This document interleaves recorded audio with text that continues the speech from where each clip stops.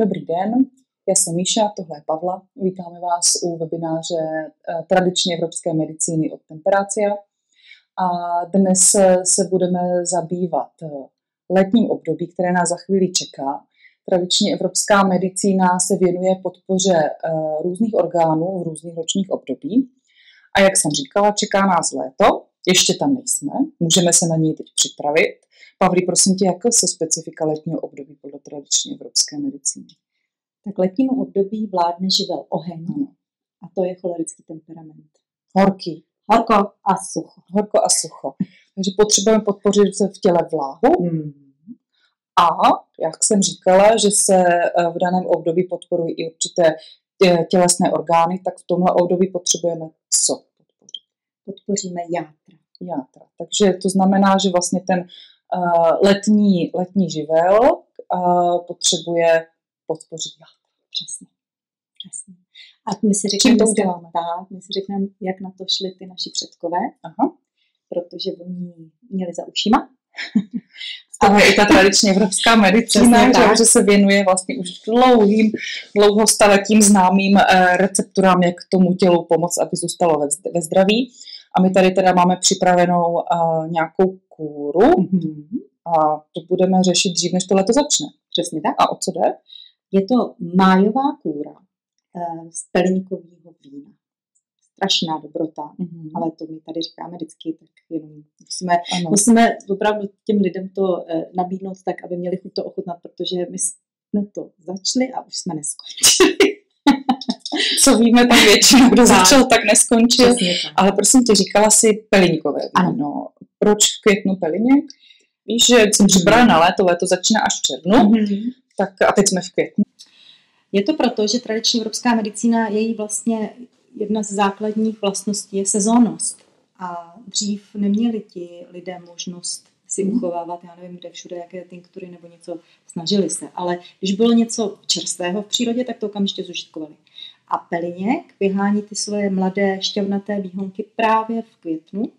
A do pelínkového vína, jak vám řeknu potom na konci, je potřeba dávat čerstvou pelínkovou šťávu. Takže proto v květnu.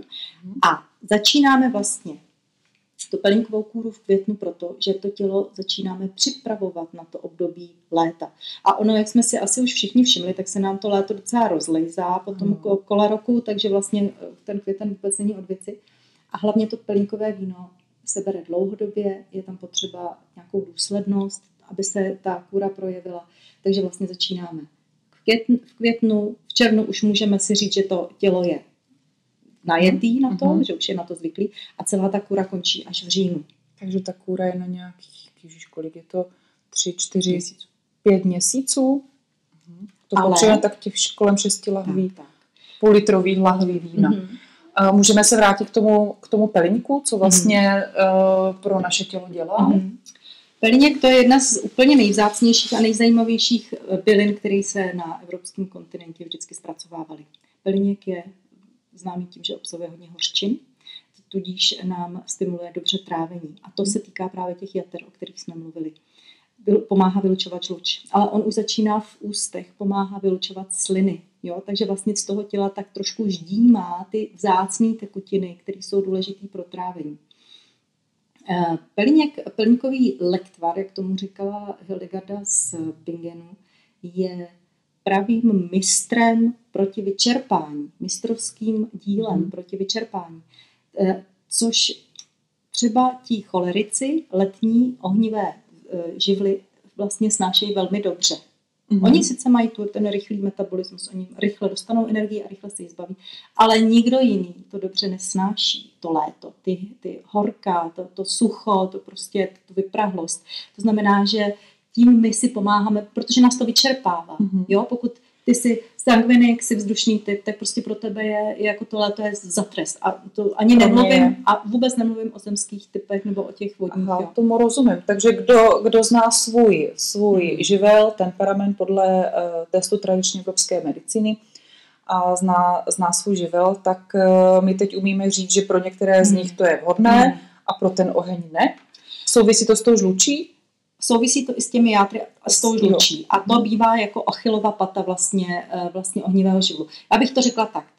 To, že to pro něj není vhodné, to úplně není pravda. On se bez toho obejde. On si ty játra umí nastimulovat jinak. Oheň se obejde. Umí si nastimulovat játra jinak, ale těm ostatním 3 živlům, temperamentům to v podstatě pomůže. Takže vzduch, voda a země to uvítají. A já bych tady asi nejvíc zdůraznila tu vodu, protože ta s tím má opravdu problém. Ona, jak je nastavená jako na ten chlad, tak jí to teplo, jako fakt, to vedro, to sucho jí jako opravdu vyčerpává. No. Tomu rozumím já velmi dobře, takže já se na pelínkové víno nachystám. No a chtěla jsem ti ještě říct, že jak vlastně ta kůra trvá takhle dlouho, tak aby se naši diváci neděsili, protože to není, že do sebe lejete takovýhle skleničky, ale to pelínkové víno se užívá po lžičkách nebo po lžících a dokonce každý druhý den, teda podle Hildegardy každý 3. den, ale my těmi dávkami jsme to snížili, takže můžete užívat pondělí, středa, pátek a na koho to bude moc, tak může užívat jenom pondělí anebo čtvrtek. A je to opravdu jenom ta lžíce. 1 denně. 1 denně, nalačno, ještě předtím, než člověk něco sní. Jo? Takže se ani nemusíte bát, je to vlastně jako byste jedli 1 lžičku nějaké tinktury, takže ani to není kvůli alkoholu, že byste se pak báli sednout za volant, to vůbec.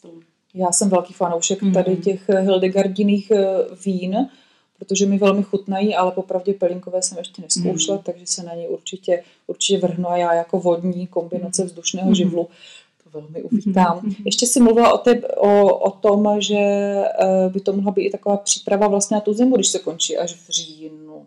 Dává to nějaký smysl? Nebo na ten podzimní období, že to dodává vlastně sílu, vitalitu, tak nám třeba déle vydrží? Napadá mi to. Já myslím, že jo, a ono je tam potom vlastně ten přechod na tu slezinu, jo, z těch jater. A ty játra, oni si prostě zaslouží dlouhodobou pozornost. To není tak, že játra zrovna... Jo, zrovna ty játra jsou takový, že ty nejvíc ocení takovouhle dlouhodobou pomoc.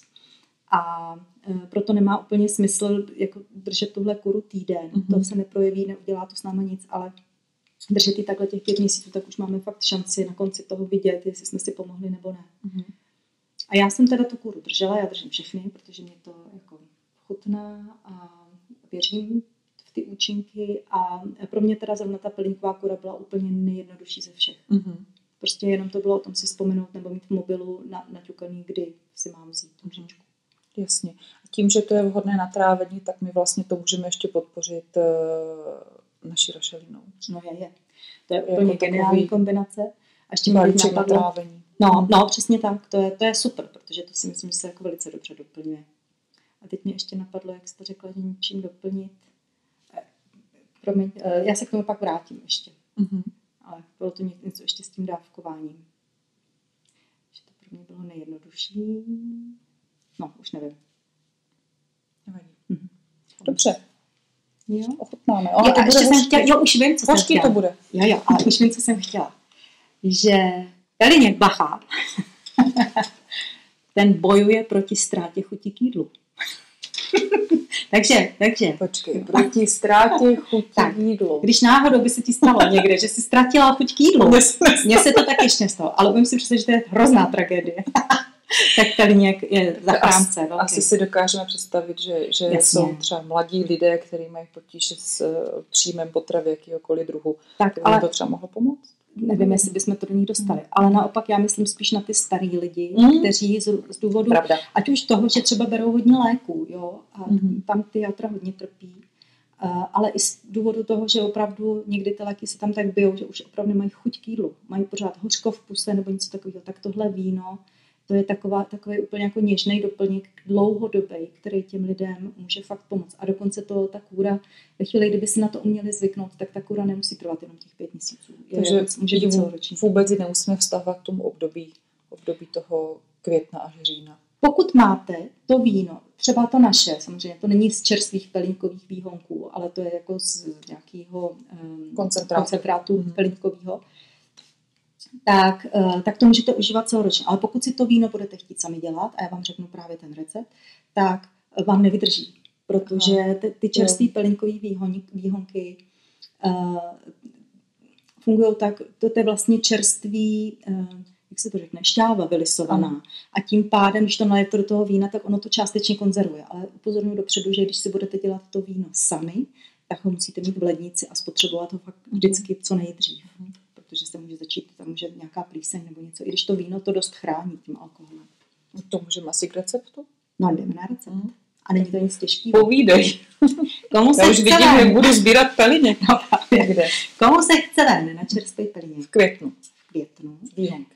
Tak čerstvý peliněk zrovna v tom květnu má jako takovou hezkou fakt zelenou barvu. Takže kdo znáte peliněk, tak v tom květnu ho určitě poznáte.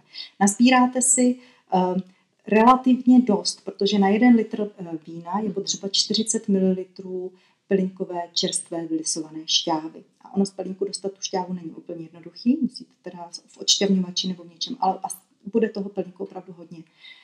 A ještě potřebujete 150 gramů medu. Uděláte to tak, že víno přivedete i s tím medem k varu, ničeho se nebojíte, necháte ho jenom lehce spěnit a odstavíte a nakonec do toho vlijete těch 40 ml pelinkové šťávy. Okamžitě naplníte do lahví, zavíráte a ukládáte někam do chladu. A tam teda, až jakmile tu láhev jednou otevřete, tak už ji musíte mít jenom v lednici a užívat prostě poctivě. Ale zrovna teda, když budete dělat z tohohle vína, normálního klasického červeného nebo bílého, tak tam se pije víc, tam se užívá víc než 1 lžička nebo lžíce. Tam klidně si můžete dopřát takovouhle skleničku, protože to víno není tak koncentrované. Ty naše vína jsou fakt jako silně koncentrované. Jsou v tom ty byliny, ty výluhy jsou opravdu jako silný. Jasně. Pelíněk v květnu najdu na louce. Si ho můžu i pěstovat. No, to můžeš.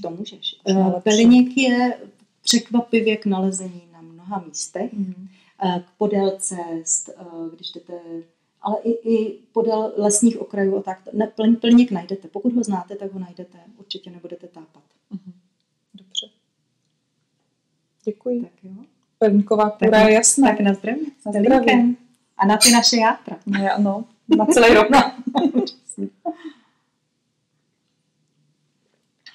Nashledanou. Nashledanou.